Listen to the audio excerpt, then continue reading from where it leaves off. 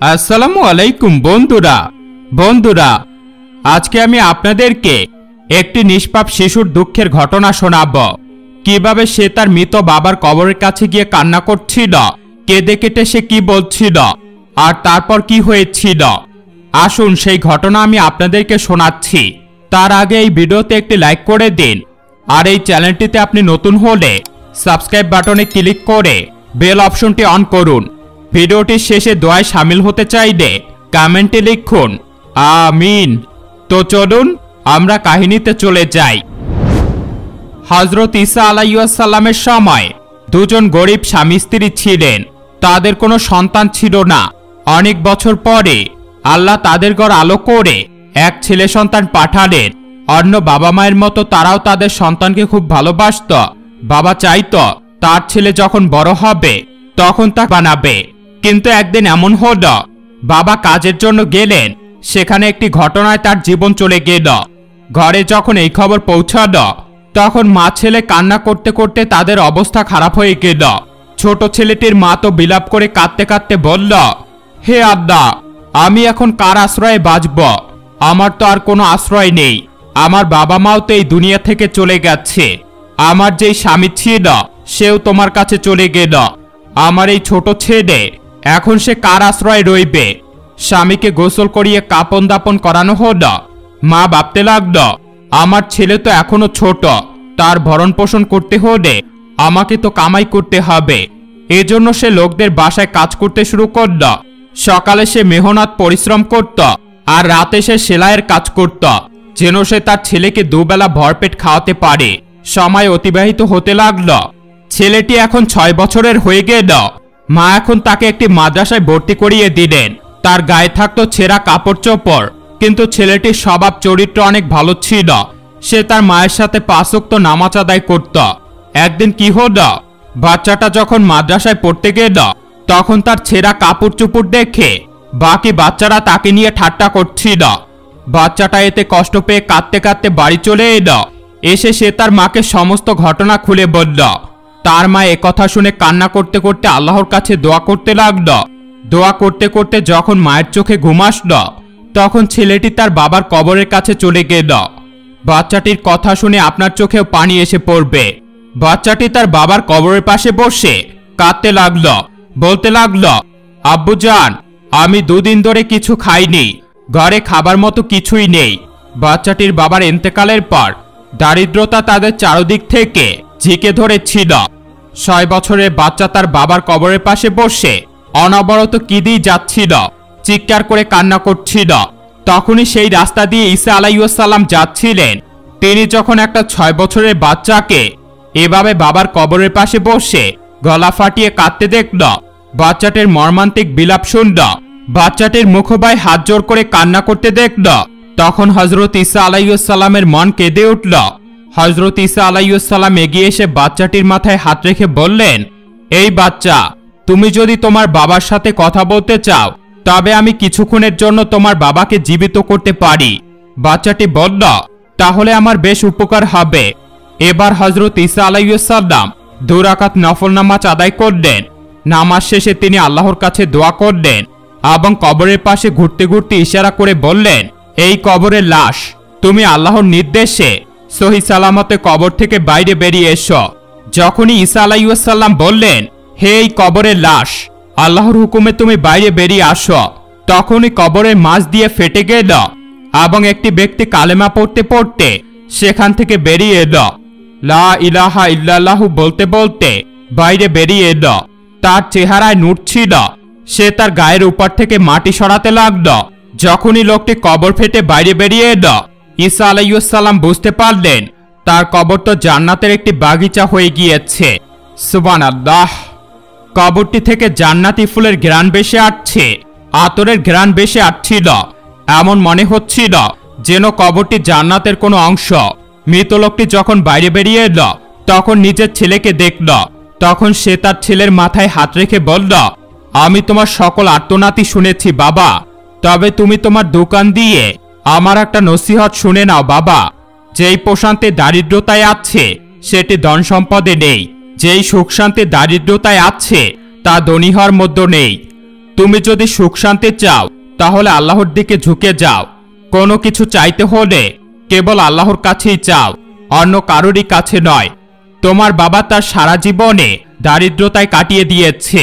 আমি 3 দিন পর্যন্ত না খেয়ে থেকেছি। যখন সকালে খেতাম তখন সন্ধ্যায় খাবারের জন্য কিছু থাকতো না, আবার সন্ধ্যায় খাবার খেলে সকালে খাওয়ার জন্য কিছুই পাওয়া যেত না। আমি যখনই খেয়েছি তোমার মাকেও সাথে খাইয়েছি, হালাল খাবার খেয়েছি। যখনই কিছু চেয়েছি আমার রবের কাছে চেয়েছি, অন্য কারো কাছে সাহায্য চাইনি। আমার ছেলে, যদি তুমি আল্লাহর নেকবান্দা হতে চাও তাহলে তুমি দারিদ্রতার মধ্যে জীবনযাপন করো। জীবন ক্ষণস্থায়ী, এটি দেখতে দেখতেই পার হয়ে যাবে। এরপর কি হবে? মৃত্যু আসবে। আল্লাহু আকবার। মৃত্যুর পর যখন তোমাকে কবরে পাঠানো হবে তখন দেখবে কবরে কেবল নূর আর নূর থাকবে। বাবা সেই 6 বছরের ছেলেকে এই নসিহত দিতে দিতে বলল, যখনই তুমি কিছু চাইবে কেবল আল্লাহর কাছে চাইবে, দরিদ্র জীবনযাপন করবে, কেননা এর মধ্যে প্রকৃত শান্তি রয়েছে। আর যখন তুমি 1 লোকমা খাবার খাবে, 1 ফোঁটা পানি পান করবে, একবার করে নিঃশ্বাস নেবে, তখন তোমার রবের শুকরিয়া আদায় করবে।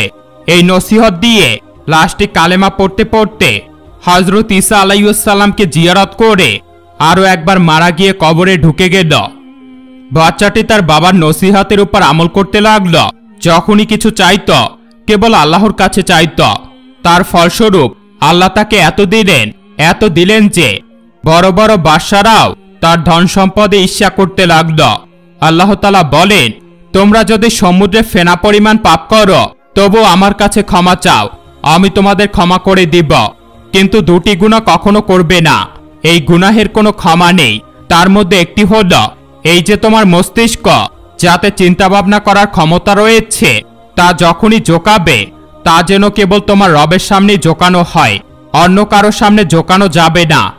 অর্থাৎ আল্লাহর সাথে কাউকে শরিক করবে না। জীবনে যখনই কোনো রকম সমস্যায় পড়বে, দুঃখ কষ্ট আসবে, খারাপ সময় আসবে, কষ্ট আসবে, বিপদ আসবে, তখন বালিশে মাথা রেখে কান্না করার চাইতে সেজদায় পড়ে কান্না করা শ্রেয় হবে। এতে আল্লাহ যেমন সন্তুষ্ট হবেন এবং তোমার সমস্যাও দূর হয়ে যাবে। কেননা আল্লাহ তাআলা একাই আমাদের 70 জন মানুষের সমান ভালোবাসেন। একটা বাচ্চা যখন তার মায়ের কাছে কান্নাকাটি করে কোনো কিছু চায়, তখন মা বাধ্য হয়ে যে কোনো উপায়ে তার সন্তানকে সেটি এনে দেন। কিন্তু আমাদের যিনি রব, তিনি আমাদের 70 জন মানুষের চেয়েও বেশি পরিমাণে ভালোবাসেন। তাই তার কাছে যদি কান্নাকাটি করে কোনো কিছু চাওয়া হয়, তবে কি তিনি আমাদের খালি হাতে ফিরিয়ে দিতে পারেন? যদি কোনো বান্দার কাছ থেকে কিছু চাওয়া হয় তবে তার চেহারার বিরক্তি এবং মুখে খোঁটা দিতে থাকে। আর অন্যদিকে আমাদের রব, তিনি আমাদের সবকিছু দেন, বিনিময়ে আমাদের থেকে কিছুই নেন না। আমাদের রব যদি একবার আমাদের উপর সন্তুষ্ট হয়ে যান, আমাদের দোয়া কবুল করে নেন, তাহলে আল্লাহর বান্দারাও আমাদের উপর সন্তুষ্ট থাকবে। আল্লাহ তাআলা বলেন, মানুষ দ্বিতীয় যে ভুলটি যেন না করে তা হলো তার বাবা মাকে কষ্ট দেওয়া।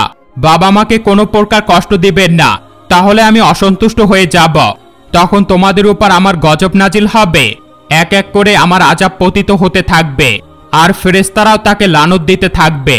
আল্লাহ তাআলা বাবা মার মনে কষ্ট দানকারীকে কখনোই ক্ষমা করেন না। আর আল্লাহর সাথে অন্য কাউকে শরিক করার যে গুনাহ, আল্লাহ সেটিকেও ক্ষমা করবেন না। আল্লাহ তাআলা আমাদের সবাইকে গুনাহ থেকে বাঁচার এবং নেক কাজ করার তৌফিক দান করেন। আমিন। প্রিয় ভাই ও বোনেরা, আজকের জামানাতে আমাদের সমাজে এতিমদের কোনো কদর নেই। আর যারা এতিমদের উপর কদর করে না, তারা হয়তো এটাও জানে না যে আমরা যার নামে কালেমা পড়ে থাকি তিনি নিজেও একজন এতিম ছিলেন। আল্লাহ তাআলা সূরা দোহায় ইরশাদ করেন, তিনি কি আপনাকে এতিম অবস্থায় পাননি, অতঃপর তিনি আশ্রয় দিয়েছেন। আরও বলেন, এতিমদের প্রতি কখনো কঠোর হবে না। এটা কে বলেছে? বলেছেন আমাদের রব, যিনি আসমানের উপরে রয়েছেন। আর এটা বলা হয়েছে আমাদেরকে, অর্থাৎ এই পৃথিবীতে বসবাসকারী সকল মানুষকে। আল্লাহ তাআলা আমাদেরকে বলেছেন, হে মুমিনগণ, তোমরা এতিমকে কখনো আঘাত করবে না, তাদের প্রতি কঠোর হবে না। আর আজ আমরা তাদের সাথে কি ব্যবহার করছি? যখন কোনো সন্তানের বাবার মৃত্যু হয়ে যায়, তখন সমাজের কারোরই কোনো চিন্তা থাকে না, না শিক্ষার চিন্তা, না তাদের ভরণ পোষণের চিন্তা। তখন তাদেরকে দারিদ্র অবস্থার মধ্য দিয়ে যেতে হয়। তো আমার প্রিয় ভাই ও বোনেরা, আল্লাহ তাআলা আমাদেরকে এতিমদের প্রতি সদা আচরণ ও তাদের দেখভাল করার দায়িত্ব দিয়েছেন। আল্লাহ তাআলা বলেন, হে মুমিনগণ, কিয়ামতের দিন কাদের অবস্থা দুর্দশাজনক হবে জানো? যে এতিমদের সাথে দুর্ব্যবহার করে, তাদের আঘাত করে কথা বলে, তাদের সাথে ঝগড়া বিবাদ করে, তারাই সেসব ব্যক্তি যারা কিয়ামতের দিন দুর্দশা নিয়ে হাজির হবে। তারা যদি কিয়ামতের দিন দুর্দশা নিয়ে আল্লাহর সামনে হাজির হতে না চাইত, তবে তারা এতিমদের সাথে দুর্ব্যবহার করত না। অন্য এক জায়গায় আল্লাহ তাআলা বলেন, যখন কোনো মানুষ কোনো এতিমদের মাথায় হাত বুলিয়ে দেন, তার হাতের নিচে এতিমদের যতগুলো চুল থাকবে, সে ঠিক ততগুলো নেকি লাভ করবে, আর ততগুলো গুনাহ তিনি মাফ করে দিবেন। আল্লাহ তাআলা এতিমদের সম্পদ নিজ হাতে রক্ষা করেন। আল্লাহ তাআলার কুদরত দেখুন। সূরা কাহাফের মধ্যে আল্লাহ তাআলা কি ইরশাদ করেছেন, আমি 2 নবীকে প্রেরণ করেছি, আর তারা দুজন দেয়াল ঠিক করতে লাগল, হযরত খিজির আলাইহিস সালাম আর হযরত মুসা আলাইহিস সালাম। কেননা এই যে মাটির নিচে যে দেওয়াল রয়েছে, তাই এতিমদের, আর মাটির নিচে তাদের জন্য খাজানা লুকিয়ে আছে। এখনো তো তারা ছোট আছে, তাই তারা জানে না। আসলে তাদের বাবা আসলে অনেক নেক বান্দা ছিল, ইবাদতওয়ালা ছিল। এখন যখন তার মৃত্যু হয়ে গেছে, এখন আল্লাহ তাআলা 2 জন নবীকে পাঠিয়ে তাদের দেওয়াল ঠিক করালেন, যে সে যখন বড় হবে, তখন তাদের বাড়ির দেওয়াল খসে পড়বে, তখন সে তার খাজানা নিয়ে নিতে পারে। আল্লাহ তাআলা বারবার এতিমদের কদর করতে বলেছে, আমাদেরও সেটা মেনে চলা উচিত। তাদের সাথে ভালো ব্যবহার করা উচিত এবং সাধ্যমতো সাহায্যের হাত বাড়িয়ে দেওয়া উচিত। তাদেরকে ভালোবাসা উচিত। পড়ালেখার খরচ কিংবা অন্যান্য খরচ দিয়ে তাদের সাহায্য সহযোগিতা করা উচিত। আল্লাহ তাআলা আমাদেরকে এবং আমাকে এতিমদের উপর সবসময় সাহায্যের হাত বাড়িয়ে দেওয়ার তৌফিক দান করুন। আমিন ইয়া রাব্বুল আলামিন। তো বন্ধুরা, আশা করি আজকের এই ভিডিওটি আপনাদের ভালো লেগেছে। ভালো লেগে থাকলে ভিডিওতে লাইক করে দিবেন। এরকম ভিডিও আরো পাওয়ার জন্য আমাদের চ্যানেলটিকে সাবস্ক্রাইব করে রাখবেন। নিজের এবং নিজের ভালোবাসার মানুষদের খেয়াল রাখবেন। আল্লাহ হাফেজ।